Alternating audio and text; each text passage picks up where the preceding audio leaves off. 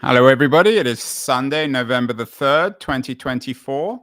First Sunday in November, 2 days off what many believe will be the most disruptive American election in history. And when it comes to technology, for our That Was the Week show, we're focusing also on disruption. Keith Tear, my friend who is our eyes and ears on Silicon Valley, was at TechCrunch's Disrupt event this week in San Francisco at the Moscone Center. And the focus of his editorial and indeed the That Was the Week newsletter is indeed disruption. So Keith, I know you and I, in the old days, we used to go to Disrupt when it was a rather small event. These days, it's enormous. I mean, I saw that they're getting massive stars, huge amounts of people. Was it exciting or was it just another blah, blah media event? You know, it's interesting question. Was it exciting? I don't think you'd call it exciting because it's very much taking the pulse of what's going on in the industry. They do have a startup competition that runs through it with a final and a winner, so that's kind of exciting. But the content itself is very much taking the pulse. So there's a lot of AI stuff, a lot of health related stuff. Keith. Big surprise. A lot of venture stuff. It's held in the Moscone Center in San Francisco, which has 3 huge floors that they take over in Moscone West, it's called. And they have about 7 stages, all of which are pretty full with people watching. I think it draws around 10,000 attendees. So those 10,000 people, are they all kind of wannabe people or who want to get into the tech business? Or is it 10,000 leading influencers, 10,000 of the most disruptive people in the world, at least in tech? I think it's more like 100 of disruptive people with 9,900 people looking to meet them. Yeah, well, they met some of you. Was Mike Arrington there, of course, the founder of TechCrunch and TechCrunch? He wasn't. I was there as the founding shareholder. You were there on behalf of Mike Arrington, although I'm sure he not really. Mike would never give me that honor. Yeah, I mean I remember in the old days, didn't he start Disrupt with Jason Calacanis, and then, as always with Mike Arrington, they had a huge row and a big split. So much has changed. What year was Disrupt founded? Was it 2007 or 8? The history is interesting. It started in 2005 in Mike's backyard in Atherton, Menlo Park, which was an acre ranch. So we used to have these bonfire parties with burgers. Yeah, I remember. I used to sometimes come too. But the Disrupt event itself, was that held in Mike's garden? It started in Mike's garden with a kind of a wiki where you signed up. And by the time the third one of those happened, he had a huge tent and almost 1,000 people showed up in the garden. And then it moved to an event which was called TechCrunch 40 because there were 40 startups that were profiled. And then it became TechCrunch 50. And then it became TechCrunch Disrupt. So I'm going to guess you're looking at maybe 4 years in. So that would be 2008. And was Calacanis involved? I remember. No, Calacanis was hired as a kind of and paid as a kind of a stage compere along with Mike. And what happened is when they, 2 A-type personalities, it didn't really work very well. Calacanis, yeah. I mean, the history of Calacanis and Mike Arrington is also an interesting history, but you work off this theme in your editorial. You believe that we are indeed living in an age, maybe TechCrunch Disrupt is no longer particularly disruptive, but you believe we're living in an age of profound disruption. You don't write about the election. Maybe we'll talk about that later in the show. Why did going to Disrupt this year, Keith, convince you that we live in such a profoundly disruptive age, even if the event itself isn't particularly disruptive? I don't think going to Disrupt persuaded me. It's this week's news that persuaded me. If you look at this week's news, and by the way, hi to David Birch, who just texted us to say he had dinner with an old friend of mine last night. But the news this week is super disruptive. Everyone is making moves. Everyone. So OpenAI launched a new Mac client along with its iOS client that can also do web search. Um, uh, Claude AI is now available as a Mac client. The implications of that for Google are dramatic. Google itself is. Well, you've written off Google every week, Keith. They still seem to be around these days. Yeah, I'm not writing them off, but I do No, think I'm that teasing you. But why is it different this week from any other week? it's You just no, it isn't. It's like Chinese water torture. It's drip, drip, drip, drip, drip, and eventually the drips become heavy, and that's kind of what's happened this week. Oh, this is supposed to be a family show, Keith. We don't want to talk about Chinese water torture. You talk about in your editorial 5 points about why we live in such a disruptive age. Most of it deals with AI. AI development, you argue, is going to continue to accelerate, making traditional software development increasingly obsolete. And companies are also going to deeply integrate AI into their core operations like Meta. Meta features in one of the pieces of the week in Twtw, which you always like, about Meta's AI abundance. Why does Meta have more AI abundance than anyone else? Well, Ben Thompson, who publishes Stratechery, I always say, I don't know how Yeah, you actually pronounce it's it. one of the smartest, the most intelligent newsletters, tech newsletters. His point is that Facebook now has 3.2 billion people that engage with it monthly, and that therefore Meta's AI, which is not quite as good as OpenAI's, but it's good, is going to reach more people than anyone else's, and therefore have a greater impact than anyone else. And I think he then draws the conclusion that Meta is, the most important AI company. I disagree with him on that. I think OpenAI is. Well, also, they have more of their own content. I mean, they've got the training wheels, or whatever term people use. I mean, if they've got whatever it is, 3.5 billion people on the Facebook platforms, then those people are producing content which can be put into Meta's AI. Is that fair? It is, but it doesn't seem to make much difference. I mean, one of the things I did this week is downloaded a tool called LM Studio, which lets you run the Meta AI models locally on your Mac, and you get your own, if you will, you get your own kind of open AI interface in your house, and it just isn't as good, to be honest, as Claude or OpenAI. I use it for mainly engineering tasks, and it was really bad. I tried to use it, and it just wasn't good enough. So you don't agree that Meta is AI? Meta has an AI abundance. No, I You've always do. I do agree with that, but I think he's missing the bigger picture, which is, Apple putting OpenAI into iOS and Google putting Gemini into Android means most of those 3.5 billion people are going to have direct access to AI without going on Facebook.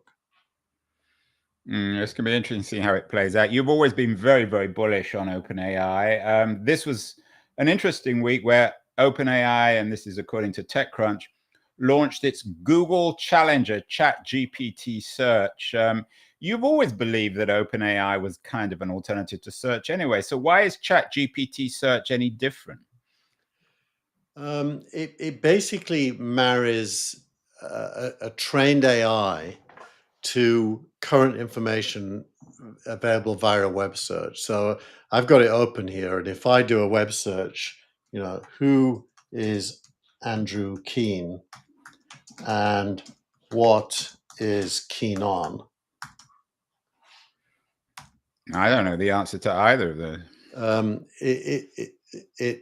Andrew Keen is a British American entrepreneur, author, commentator known for his critical perspectives on the internet, digital culture. Born around 1916 in Hampstead, London, studied at University of London and political science at Berkeley.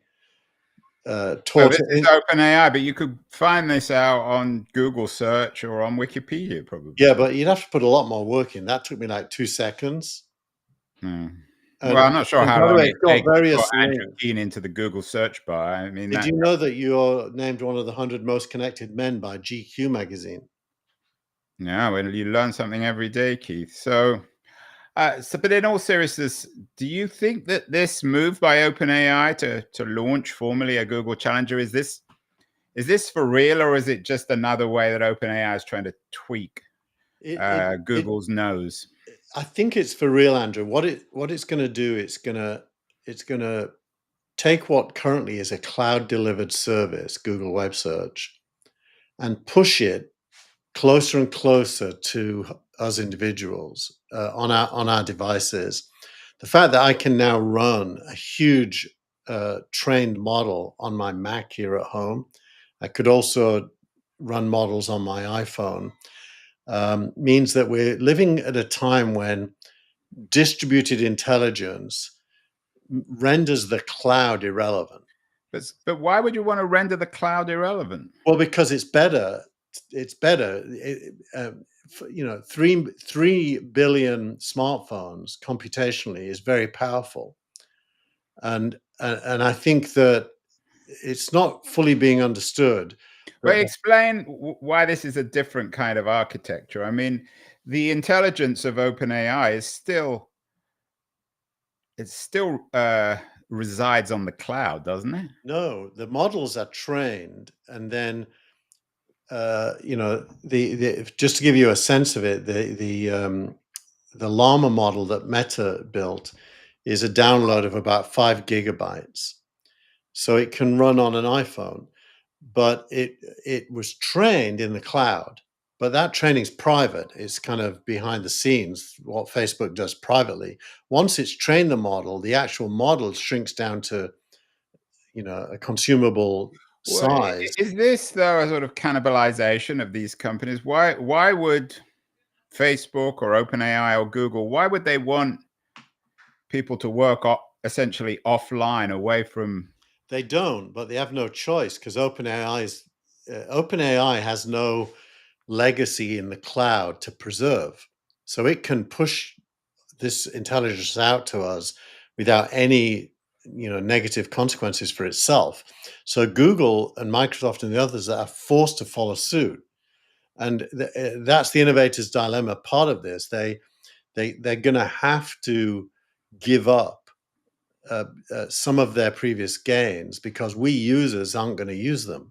Yeah, it's interesting. It's certainly the innovator's dilemma. I'm not sure if you had in your news of the week the Google numbers, which were very good, and the best part of Google's numbers for this quarter were their cloud numbers. So Google search and YouTube, actually, the numbers weren't particularly impressive. So what does that mean for Google, that those cloud numbers you're suggesting in the long run don't mean anything because we're moving away from the cloud, a post-cloud digital economy? I think we're moving away from the architecture of a web crawl with an index with a ranking system. Which is the old page rank with the old page rank, because once you have AIs that consume and learn and know, the more reliable they get, the less a dated index is going to make any sense. And so by definition, you're moving to a more real time, interactive kind of knowledge transfer, as opposed to type a keyword, get some results. Keith, excuse maybe the vulgarity of this question. When Google announced that their numbers this week, and they were very, very strong in cloud services, and at the same time the search numbers were less impressive. The cloud business model isn't going away, is it? The cloud is a word that it disguises a lot of different business models, actually. But the developer cloud, where Google makes tools available for developers, including trained models, that is not going away. Things like Copilot and GitHub that Microsoft owns isn't going away. But what is going away is the architecture where services are built in the cloud and made available through a web interface. That is probably going away. Oh, not quickly. I mean, it's a bit like radio and video. It's not going to absolutely go away, but the preponderance of use cases that can use AI is going to grow. And as that happens, less and less of the use cases will survive in their current form in the cloud. Yeah, it's interesting. So Google's do we have a word for this post-cloud economy? How would you describe it? Is there a single word, or it hasn't emerged yet, so to speak, out of the cloud? It's kind of data and intelligence economy. It's really more about data and intelligence. But and then with agent going to agent, go away is the value of computational power. I mean, the arms race in big tech now is in terms of tooling up for computational power. That's why to launch an AI platform requires billions of dollars. I'd say to train an AI requires billions of dollars, but to launch Apple this week announced the new Mac Mini for $599 with the M4 chip. Yeah, the M4 chip, the M4 Max, can run any AI that we currently have. So the idea that you need cloud computational power for running AI is not true. So, okay, so we're going to jump. We usually do post of the week at the end, but let's go to that, because your post of the week is from JF Martin, why the M4 Mac Mini will be my best Mac ever. And it sounds like the classic Apple news story is that the latest desktop computer or phone or watch or laptop is the best ever. Why should this make any difference to ordinary people? How are people going to use this new M4 Mac Mini in any different way from they use their current computer? Well, it's going to be open to lots of use cases that the old ones can't. For example, just to use a little example, its ability to run models. It is fast enough that you can have real-time conversations, voice conversations with an AI that sits on this Mac Mini. So you can't do it on a traditional Apple MacBook Pro? Or... It would be too slow. You can do some things on the MacBook Pro. Like I've got a Mac Pro which is very overpowered, and but it's running on an M2 chip, and it can't do some things that M4 chip can do, which is much cheaper. But the other thing is the other thing, Andrew, is just to answer your previous question. One more thing: the input output. It has Thunderbolt 5, and Thunderbolt 5 can operate at 120 gigabits per second. Now, an entire AI model is only 5 gigabits. No, I take your point, Keith, but you spent this week at TechCrunch Disrupt. Maybe you're going a bit geeky on me. I mean, you're a hardcore geek, but most of us aren't. I mean, is there really a market now for this type of use for ordinary people of the M4 Mac? I mean, maybe it's a big deal in the long run, but for 2024 or 2025, people just are going to use their computers as they've always done. Well, I'm not really focused on the end user yet, because I think the end user, you're right, will be slow to change behavior. I'm more focused on what developers will do with it that will then give to end users very simple tools. We talked a few weeks ago, for example, about how the classroom in schools might change because of AI. This is now $600, this device. You put one of those in every classroom, and developers deliver to it the curriculum appropriate to that classroom with a agentic teacher capable of teaching the subject. And it has huge transformational ability at very low cost. But why can't that be done now on the computers that are because a Mac Pro, a MacBook Pro costs $4,000, not $500. Interesting, Keith. Let's just go back to your 5 bullets. We talked about AI. You also talk about healthcare and other traditional industries will see massive disruption. That ties in with Disrupt. The startup of the week was Salva Health, that also won Disrupt 2024. Is Salva Health an example of how healthcare is going to be dramatically changed by AI? Yeah, in lots of different ways. What they've produced is a device that can do a mammary scan and detect breast cancer at very high quality and very low cost, linked to results that come on an iPhone. So Wow, you don't have to go to a hospital to get an MRI for this now. no, this is going to be cheap enough and easy enough that any doctor's surgery can have one, and so that's why they won. And the AI is both in the diagnosis and the equipment. So, like going back to your M4, all these doctors' offices will have M4 Max that patients can go into. Is that your point? I don't know that the answer to that question depends on software developers.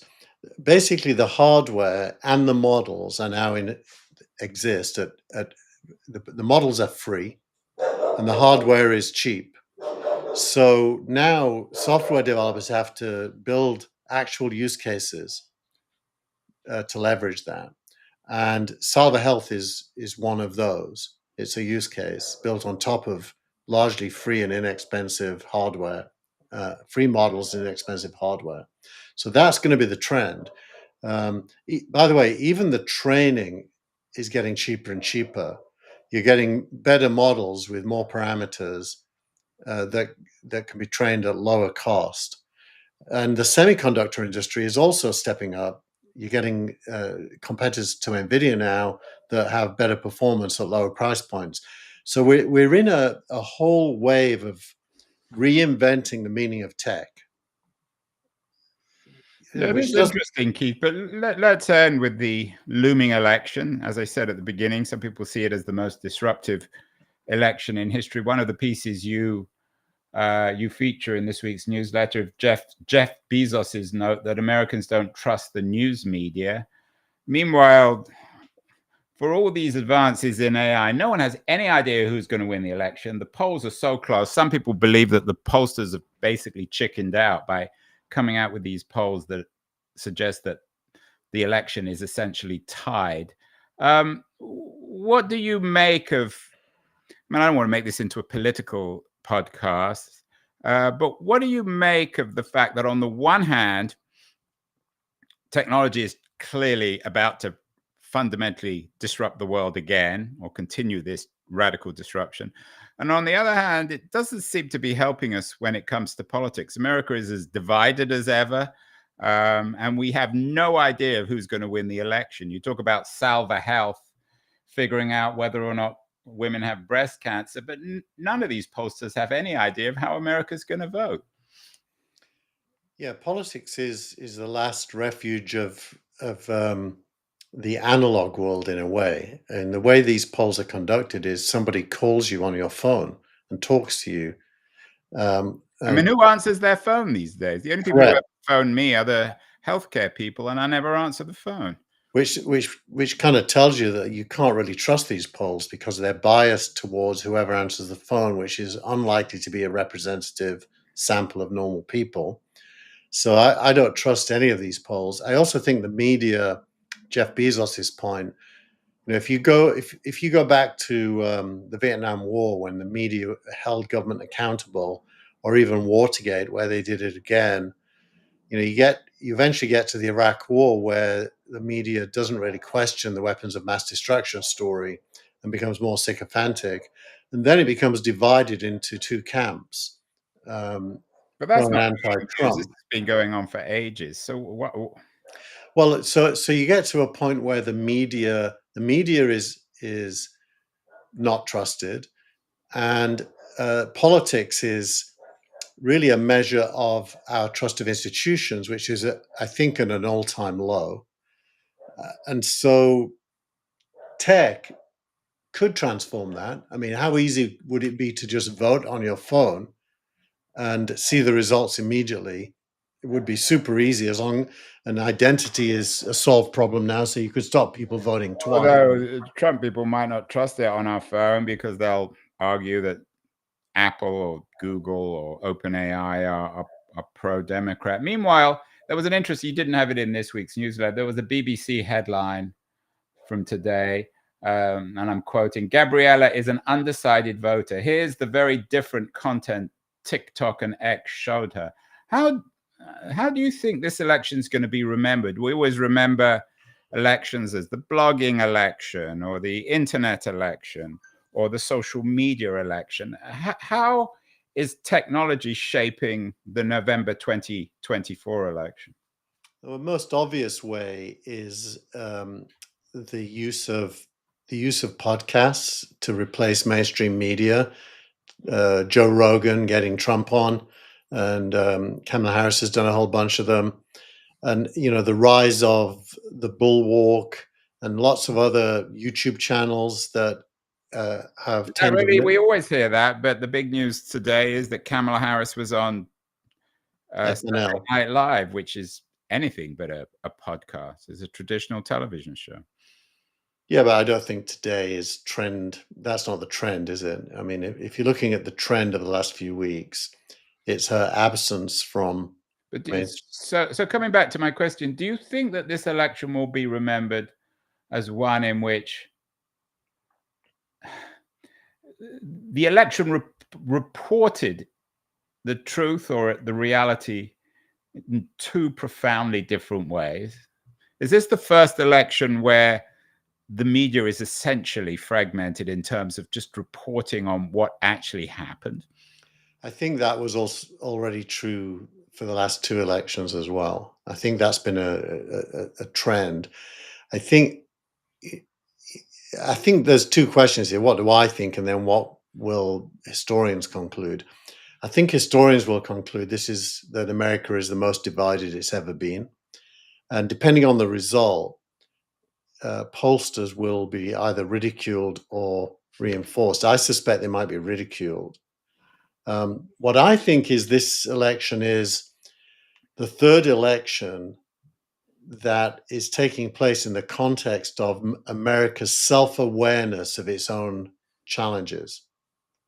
You could call it America's decline like Trump does, but I think America isn't really in any absolute decline, but it is in a relative, self-awareness crisis. Well, it's in a transformational moment. It's in a transformational moment. And in this transformational moment, some people hate the change. I think both sides actually hate the fact that that's true. Trump leverages it, stirring up anti-immigrant sentiment. Kamala Harris hates it for different reasons, but deals with it better by, at least she has, a clear agenda on women's rights, for example. She is fairly pro-immigrant, so she isn't going for what Trump is saying. She's easily the more human of the two candidates.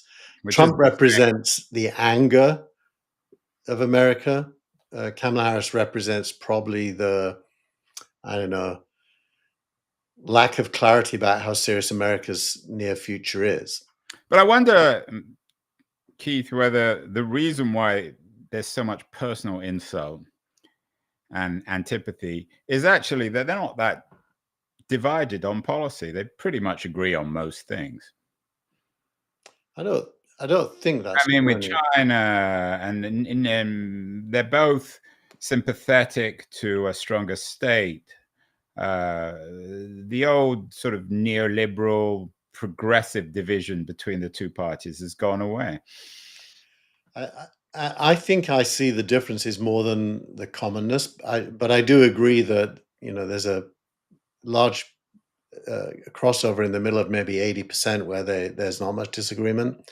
But I think when it comes to, is America's future a policeman of the world, leader of NATO, with Russia and China as the enemies future, which is the Biden-Harris kind of view, or is America's future, more less global, which is the Trump point of view, that deep within that are probably the debates of the next 10 years.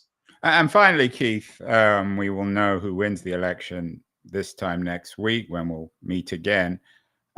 Should the tech community really care? You were at TechCrunch Disrupt, 10,000 people, everyone excited about their new businesses, huge amount of energy, investment, money, excitement about AI in particular. That's not going to change next week, whoever wins. Should the tech community care, or are these parallel realities? The hysteria over politics, the dynamic nature of our tech economy. I think they shouldn't care. I mean, I was looking this morning at what's likely to happen with the House and the Senate. It looks as if the Republicans are going to be 2 seats to the good in the Senate.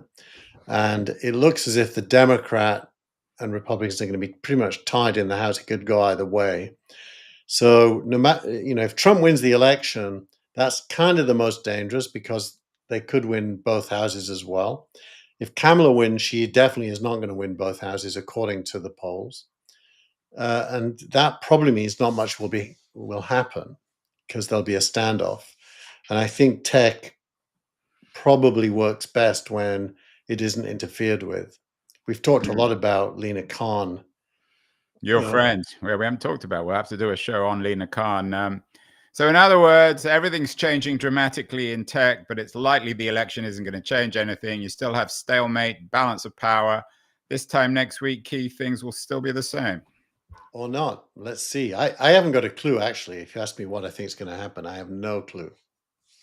Well, we will have a clue next week. We will know, or we might know. God knows whether there'll be violence on the streets or disputes, but we will see next week. Have a safe week, Keith, and we will talk again next week. That was the week for technology, a disruptive week.